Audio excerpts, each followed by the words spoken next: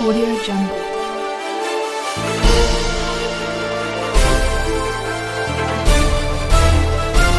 Audio Jungle.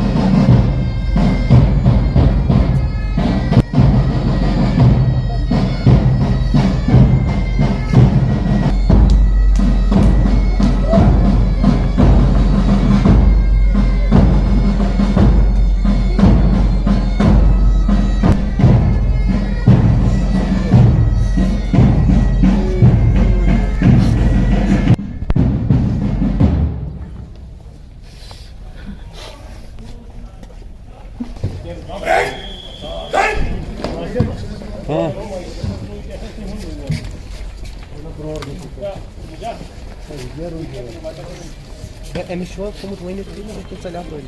Tá bom, mal.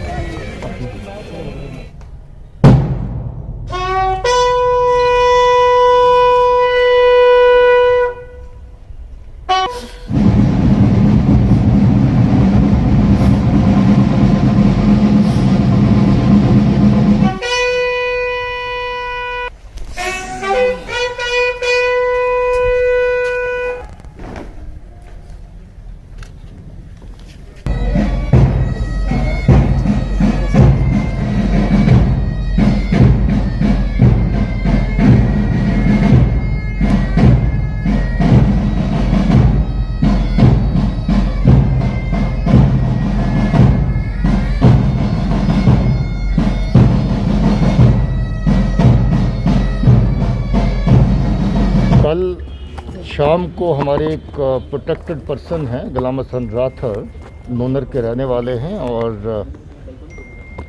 उनके साथ दो लोग हमारे पीएसओ ड्यूटी अल्ताफ़ हुसैन साहब और कांस्टेबल जहांगीर दो तैनात थे। ये घर से निकल रहे थे दूसरी लोकेशन के लिए जब इनके ऊपर फायर किया गया और उस फायर का जवाब हमारे बहादुर जवान साथी अल्ताफ़ हुसैन ने दिया, जिसमें ये खुद जख्मी हो गए, मगर उस फायर के दौरान इन्होंने मिलिटेंट को मार दिया।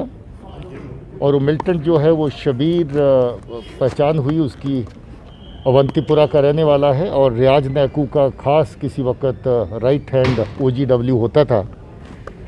उसको स्पेशली तैनात किया गया, वहाँ से गांदरबल भेजा गया अटैक करने के लिए। और हमें फ़ख्र है कि हमारे नौजवान बहादुर सिपाही साथी ने मुंह तोड़ जवाब दिया उस अटैक का, अपनी जान की परवाह न करते हुए, और उस फायरिंग के दौरान अपनी शहादत दी।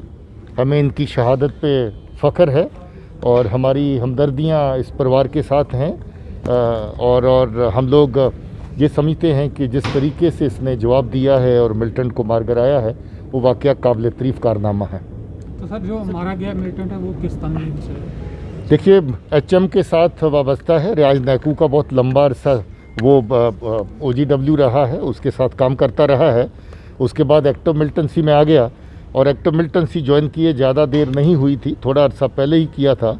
और वहाँ से जहाँ पर ये टारगेट हिटिंग के लिए इसको रवाना किया गया था हिजबुल मुजाहिदीन की तरफ से। सर गांदरबल एक पीसफुल डिस्ट्रिक्ट माना जाता था, तो ये कैसे शुपियां से वहाँ पे आने में कामयाब? देखिए, जो टेररिस्ट है उसके लिए सब इलाका खुला है, वो कहीं से कहीं भी चलता है। उसको सिर्फ टारगेट जो है पाकिस्तान के इशारे पे, जो सही मानों में जो TRF जिसको वो नाम देते हैं, वो TRF टेररिस्ट माउथ पीस है पाकिस्तान का, जिसने पहले पत्रकारों को 39 पत्रकारों को धमकी दी, जहाँ पर जो लोग अपना ईमानदारी से ड्यूटी करते हैं उसको धमकाने का काम। उसके साथ जो लोग जहाँ पर डेवलपमेंटल एक्टिविटीज़ में काम करते हैं, लोगों की फलाह और बहबूदी के लिए काम करते हैं, अमन के लिए काम करते हैं, उनको टारगेट करना। ये पाकिस्तान के इशारे पर, असल में पाकिस्तान ही इन किलिंग्स के अंदर कोलैबोरेटर है सबसे बड़ा। वो TRF के ज़रिए, अपने माउथपीस के ज़रिए जिस तरह की किलिंग्स करवा रहे हैं, ये हमारे कश्मीरी लोगों का नुकसान करवा रहे हैं। कश्मीर भाइयों को जो जहाँ पर जिनकी जान का और माल का नुकसान होता है, ये सब पाकिस्तान की कोलैबोरेशन से, उसी के टेररिस्ट आउटफिट्स के जरिए से होता है। शोपियान इनकाउंटर में अभी क्या शोपियान एनकाउंटर में अभी तक 2 टेररिस्ट मारे गए हैं। एनकाउंटर अभी जारी है और मुझे उम्मीद है कि थोड़े अरसे तक एनकाउंटर जब ख़त्म हो जाएगा तब मुकम्मल डिटेल्स आप लोगों के लिए अवेलेबल होंगी। गांदरबल जो कल अटैक हुआ उसमें कोई मिलिटेंट जख्मी हुआ है क्या? ऐसी भी खबरें आ रही हैं। देखिए, इस तरह की इंडिकेशन है कि वहाँ पर ब्लड का ट्रेल एक फॉलो कर रहा है और उससे ये अंदाज़ा लगा रहे हैं, डिस्ट्रिक्ट SP का कहना है कि वहाँ पर हो सकता है कि 1 से ज़्यादा टेररिस्ट है और उस ब्लड ट्रायल की लीड के ऊपर फर्दर डिस्ट्रिक्ट पुलिस काम कर रही है। सर, एनी ब्रेक थ्रू इन जो हाईवे अटैक हुआ था उसमें? हाईवे अटैक में कुछ क्ल्यूज़ हैं जिसके ऊपर पुलिस काम कर रही है। हम लोग जल्दी ही उसका हिसाब भी लेंगे। सर, कोई रणनीति बनाई जा रही है हाईवेज को लेकर, क्योंकि हाईवेज की रणनीति के तहत ही डिप्लॉयमेंट्स होती हैं। आतंकवाद के चलते इस तरह की कार्रवाइयों को आप रूल आउट नहीं कर सकते हैं। आप देखते हैं कि जहां पर हाईवे के ऊपर अटैक होता है, हमारे काउंटर अटैक में हम उनको मारते हैं। तो इस तरह की कार्रवाई जो है वो 2 तरफा चलती रहेगी, इसमें कोई शक नहीं है। और हम इसको, जो इस तरह की कार्रवाइयों को अंजाम दे रहे हैं, उनको उनके अंजाम तक भी पहुँचाएंगे। मॉनिटरिंग का कुछ तरफ से धमकी मिली है खासकर पत्रकारों को, तो क्या इसका मैंने पहले ही जिक्र किया है कि TRF पाकिस्तान का माउथपीस है, ISI का माउथपीस है। वो चुन चुन करके इस तरह की धमकियां जहां पर पत्रकारों को, लोगों को देते हैं ताकि लोग अपने घरों में बैठें, अपना जो रोज़ का काम है, मामूल की ज़िंदगी है, उसमें अपना हिस्सा ना लें।